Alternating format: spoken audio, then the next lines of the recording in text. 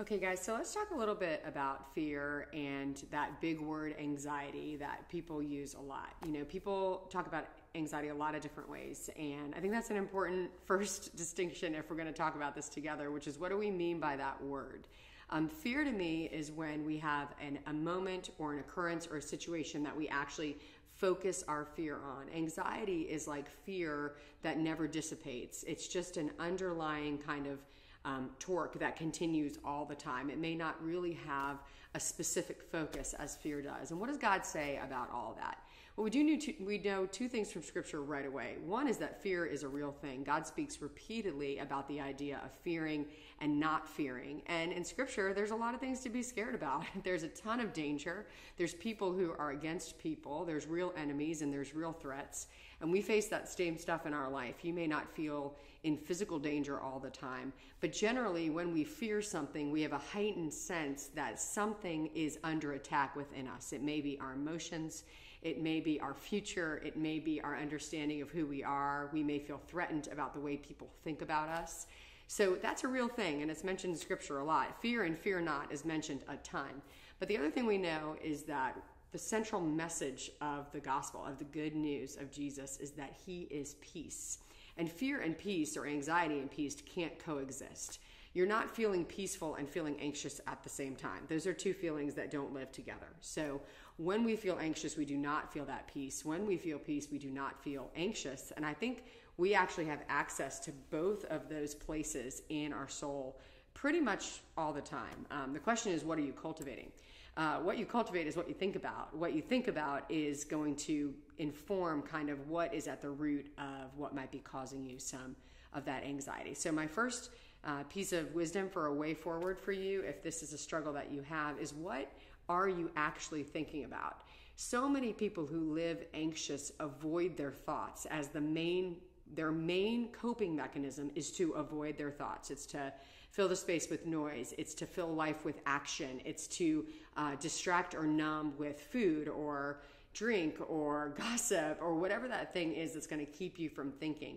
But you're never going to run away from anxiety by avoiding it. It's not going to make it go away. There's got to be a desire to know what those thoughts are. Your anxious thoughts are often related to beliefs and hurts and fears. And if you don't know what those beliefs, hurts, or fears are, it's really hard to actually start dealing with them. So one thing you can try is maybe even 5 minutes where you listen to your thoughts without judgment or condemnation. You're not trying to judge your thoughts like Simon on America's Got Talent. You're just listening to them for a period of time. And you're asking the question, well, why? Well, I'm feeling really worried about my child. Why? Well, because I'm worried about what might happen at school. Well, what are you worried about? Well, I'm thinking that they're not really going to measure up when it comes to their intelligence, and I'm worried about their pain. Okay, now we're getting somewhere, because now I'm getting to an actual thing that I can talk about with God, which is I don't want my child to feel pain.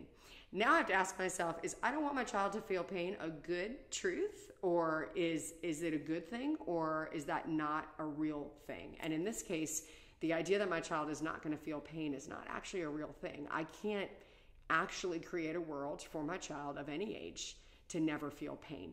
But as a parent, I might be able to think, how do I want to help my child when they do feel pain? So by listening to the anxiety, we're often able to get to actually the more deep issue that's at hand and start to deal with that. Sometimes I've been with people who are very scared to do that because they feel like they're going to peel back layers of an onion and there's just going to be a time bomb in the middle. Their emotions are so intense that they worry that if they let some of those out, there's going to be this abyss of emotion with no ending. And I want to assure you that your soul will help you be guided through that process. And if you truly do feel that way, that is exhausting. If you are living your life thinking, if I let these emotions out in any way, I'm going to explode, that's an exhausting way to live, and you're not actually living a peaceful or joyful life. So it's worth the work. You may need a counselor, you may need guidance along the way, but start with that 5 minutes. Can you listen to what the anxiety is telling you? Ephesians 2:14 says, Jesus, he himself is our peace. As we begin to draw nearer to the heart of the matter in our own souls, we begin to draw nearer to the idea of how we need Christ in our life. And because Jesus himself, when he dwells in us, is our peace, we do have access to that peace. Does it mean anxiety is a once and for all, can go away forever kind of thing? I don't think so.